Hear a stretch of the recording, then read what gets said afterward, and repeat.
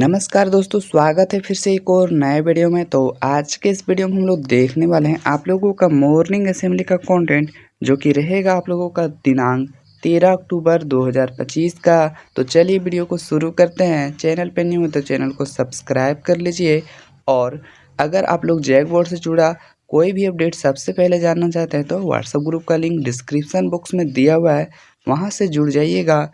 और दिया हुआ है आज का सुविचार, दिया हुआ है इसमें आप लोगों का, जो समय का सम्मान करता है वह सफलता उसका सम्मान करती है। तो ये था आज का सुविचार, और आप देखते हैं हम लोग आज का मुख्य समाचार। तो यहाँ पर दिया हुआ है अंतर्राष्ट्रीय स्तर से समाचार में दिया हुआ है अमेरिका राष्ट्रपति डोनाल्ड ट्रंप ने चीन पर 100% अतिरिक्त टैरिफ लगाने की घोषणा की है। इस प्रकार अब चीन से अमेरिका आने वाले सामानों पर कुल 130% टैरिफ लगेगा। यह नया टैरिफ नवंबर से लागू होगा। तो ये था आप लोगों का अंतर्राष्ट्रीय स्तर से न्यूज। अब देखते हैं हम लोग राष्ट्रीय स्तर से न्यूज।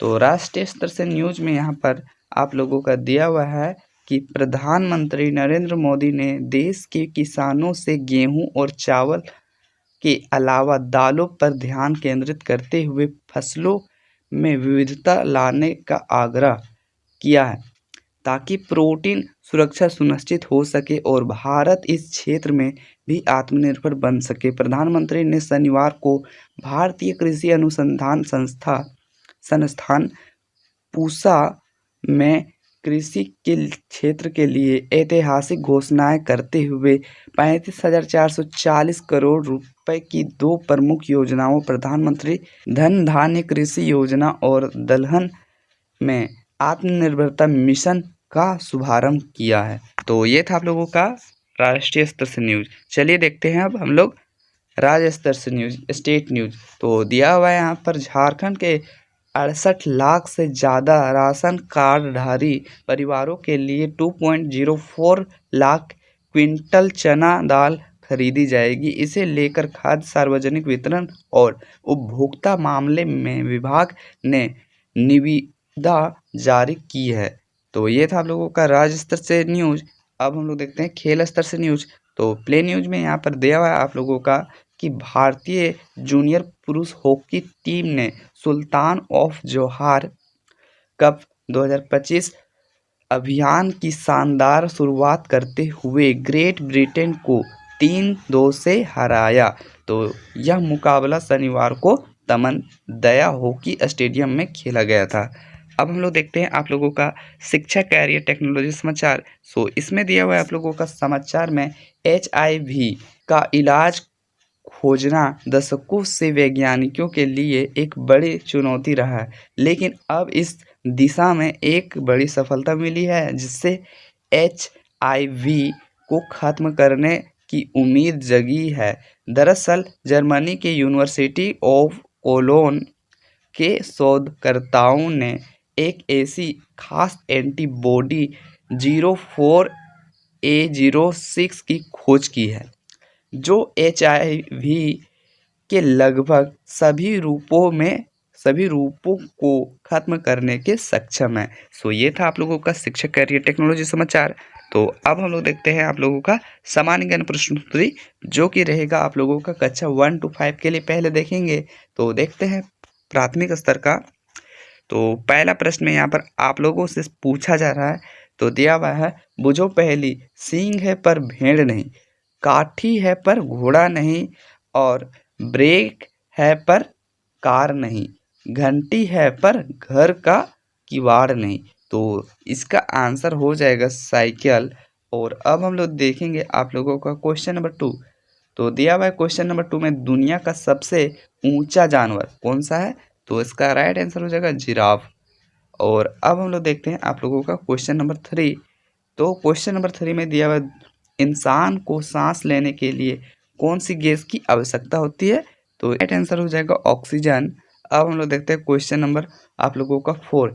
एक पुस्तक की कीमत 50 रुपये है, तो 3 पुस्तक की कीमत कितना होगा? तो 150 रुपया हो जाएगा, यानी कि 3 गुना 50 को कर देंगे तो 150 रुपये आ जाएगा।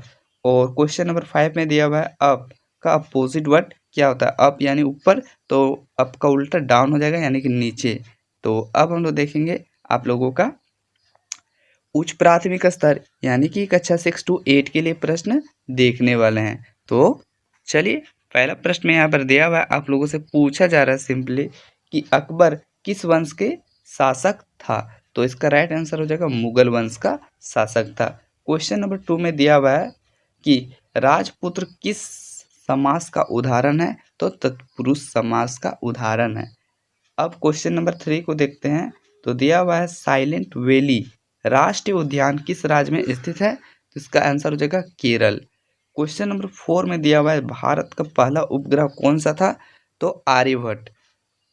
क्वेश्चन नंबर 5 में दिया हुआ है बिजली का बल्ब किसने बनाया था। तो इसका आंसर हो जाएगा थॉमस अल्वा एडिसन।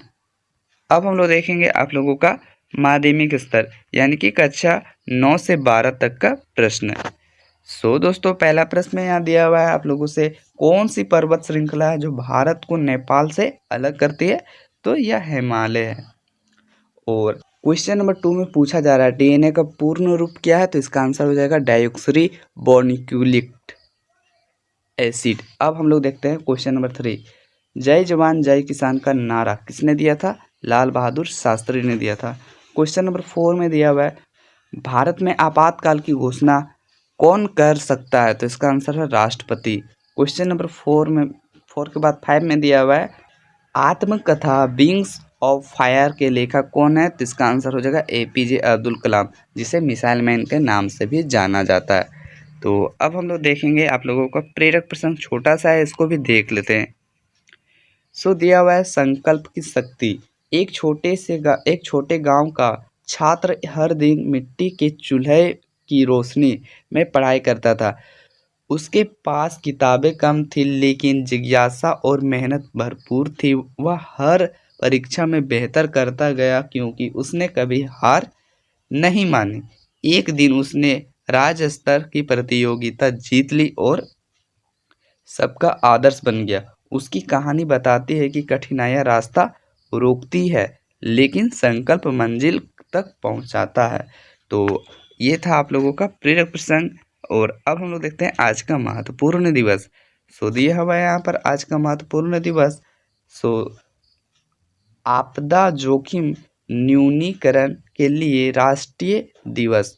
तो आपदा न्यूनीकरण के जोखिम के बारे में जागरूकता बढ़ाने के लिए प्रतिवर्ष 13 अक्टूबर को अंतर्राष्ट्रीय प्राकृतिक आपदा न्यूनीकरण दिवस मनाया जाता है। वर्ष 1989 में संयुक्त राष्ट्र महासभा द्वारा अंतर्राष्ट्रीय आपदा जोखिम न्यूनीकरण दिवस की शुरुआत की गई थी। अब हम लोग देखते हैं आप लोगों का दूसरा महत्वपूर्ण दिवस। तो दिया हुआ है यहाँ पर स्तन कैंसर जागरूकता दिवस। इसमें दिया हुआ है 13 अक्टूबर को स्तन कैंसर जागरूकता दिवस मनाने का उद्देश्य स्तन कैंसर के बारे में जागरूकता बढ़ाना तथा शीघ्र पहचान और उपचार को बढ़ावा देना। 2000 के दशक के आरंभ में स्थापित यह दिवस रोग से प्रभावित लोगों को सम्मानित करता है तथा बेहतर परिणामों के लिए नियमित जांच और शिक्षा के महत्व पर जोर देता है। आज का वर्ड ऑफ द डे दिया हुआ है यहाँ पर आप लोग देख सकते हैं। अडेप्ट दिया हुआ है यानी कि अनुकूल होना, ढालना। और सेंटेंस ऑफ डे में दिया हुआ है we must adapt our self to new suggestion, यानी कि हमें नई परिस्थितियों के अनुसार स्वयं को ढाल लेना चाहिए। आज का वीडियो यहीं पर एंड होता है। वीडियो पसंद आता है तो एक लाइक कीजिएगा और कमेंट जरूर कीजिएगा। मिलते हैं किसी नेक्स्ट वीडियो में।